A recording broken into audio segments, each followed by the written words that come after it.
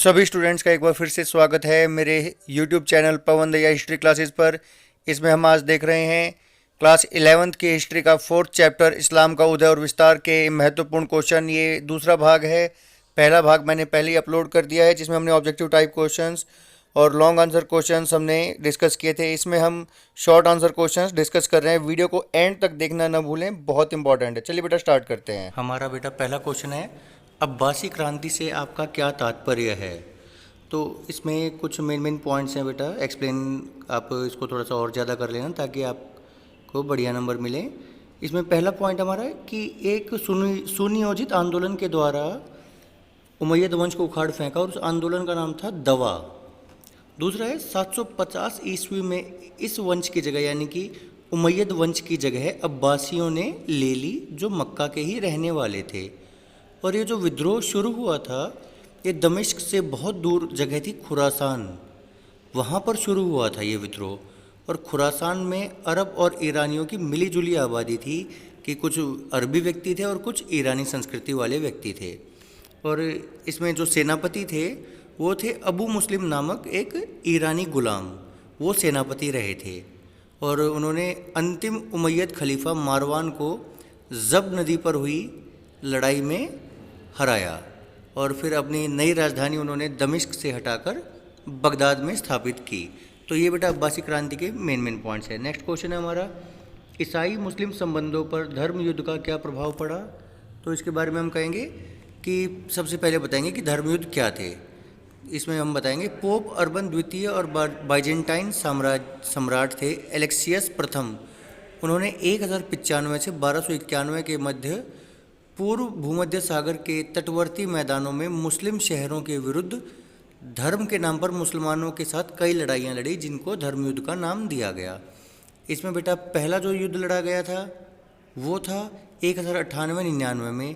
इसमें फ्रांस और इटली की सेना ने जेरूसलम पर कब्जा कर लिया था, जो कि ईसाइयों के लिए एक पवित्र भूमि मानी गई थी, जिस पे 638 में अरब वासियों ने कब्जा कर लिया था।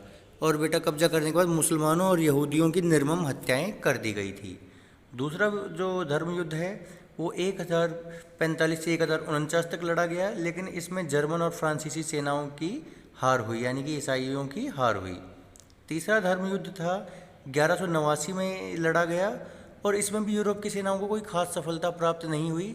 बस इतना ही अधिकार मिल पाया था कि जेरूसलम है उसमें ईसाई जा सकते हैं।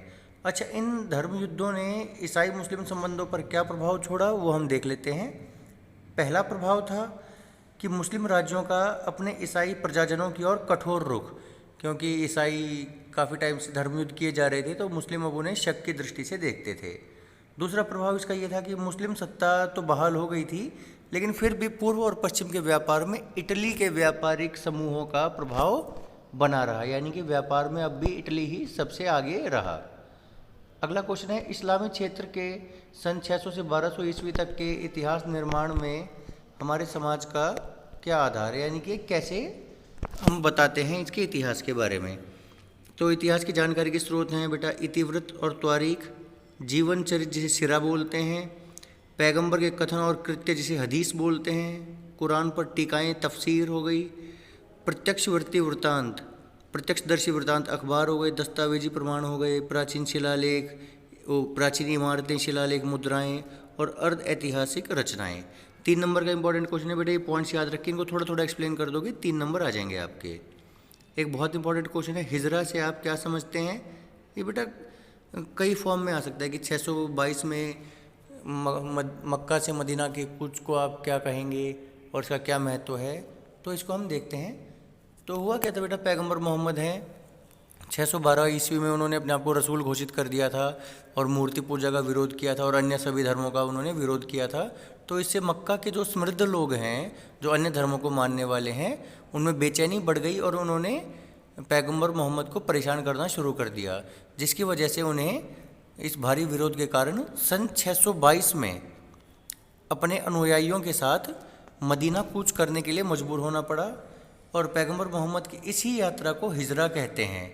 और जिस वर्ष उनका आगमन मदीना में हुआ उस वर्ष से मुस्लिम कैलेंडर यानी कि हिजरी सन की शुरुआत हुई। काफ़ी इंपॉर्टेंट क्वेश्चन है बेटा, कई पॉइंट्स निकल के आते हैं। नेक्स्ट क्वेश्चन है हमारा, खिलाफत की संस्था का निर्माण क्यों हुआ, इसके दो उद्देश्य क्या थे। तो बेटा इसमें हम पहले बताएंगे कि 632 ईस्वी में पैगंबर मोहम्मद का देहांत हो गया था। उसके बाद कोई भी उनका वैध उत्तराधिकारी नहीं था अगला पैगंबर होने के लिए। तो इसके बाद बेटा उम्मा को ये दी गई सारी जिम्मेदारी, लेकिन फिर मुसलमानों में गहरे मतभेद उत्पन्न होने लग गए आपस में। इसी वजह से खिलाफत नाम की एक संस्था का निर्माण हुआ, और जिसमें समुदाय का नेता पैगंबर का प्रतिनिधि यानी कि खलीफा बन गया। खलीफा कौन था? खिलाफत का नेता। खिलाफत क्या थी? एक संस्था। दो उद्देश्य थे इसके बेटा। पहला, कबीलों पर नियंत्रण स्थापित करना, जिनसे मिलकर उम्मा का गठन हुआ था। जो इन्होंने अलग अलग अपने कबीले मिलाए थे अपने अंदर अरब साम्राज्य में, उनको इकट्ठा बनाए रखना। दूसरा था राज्य के लिए संसाधन जुटाना, यानी कि टैक्स वगैरह कलेक्ट करना, लूट का माल या टैक्स वगैरह से अपना शासन चलाना। ये खिलाफत के दो प्रमुख उद्देश्य थे। अगला है, इस्लाम के पहले 4 खलीफा कौन थे। तो इसमें बेटा पहले खलीफा थे अबू बकर 632 से 634 ईस्वी तक। अगले हुए उमर 634 से 644 ईस्वी तक। तीसरे हुए उस्मान या उस्मान 644 से 656 ईस्वी तक। और चौथे थे 656 से 661 ईस्वी तक अली। और अली के खिलाफत के काल में ही इस्लाम 2 संप्रदायों में बढ़ गया था, जिसे हमने शिया और सुन्नी कहा। अब्द अल मलिक द्वारा किए गए प्रमुख कार्य क्या थे। अब्द अल मलिक बेटा एक उमैयद खलीफा था। इनके द्वारा किए गए प्रमुख कार्यों में सबसे पहले तो था कि अरबी को प्रशासन की भाषा बनाया इन्होंने। इस्लामी सिक्कों को जारी किया। जो ईरानी और रोमन सिक्के थे, उन्हीं में जो उनकी बैक साइड थी उस पर जो सलीब के और अग्निवेदी के निशान थे उसको हटाकर अरबी भाषा में इन्होंने आयतें या कुछ अन्य चीज़ें लिखवा दी थी और उन्हें इस्लामी सिक्कों के रूप में परिवर्तित करवा दिया था। जेरूसलम में डोम ऑफ रॉक इन्होंने ही बनवाया था, जो वास्तुकला का एक बेहतरीन नमूना है। अगला बेटा, किस खलीफा के काल में इस्लाम 2 संप्रदायों में विभाजित हुआ। चौथे खलीफा अली के समय में। और ये 2 संप्रदाय कौन कौन से थे? शिया और सुन्नी। अगला क्वेश्चन है, इस्लाम में अल्लाह की इबादत की विधियाँ क्या थी। बहुत आसान विधियाँ थी, जैसे सलत यानी कि दैनिक प्रार्थना, जिसे हम 5 वक्त की नमाज बोलते हैं। और नैतिक सिद्धांत जैसे खैरात बांटना और चोरी ना करना। तो यहाँ पर बेटा हमारे 3-3 नंबर के सभी क्वेश्चंस कंप्लीट हो गए हैं। एक बार समझ ना आए तो दोबारा से इसको देख लेना। और ये हमारा 4th चैप्टर अब कंप्लीट हो गया। अगर इसका पहला पार्ट नहीं देखा तो इसका पहला पार्ट देख लेना। थैंक यू बेटा।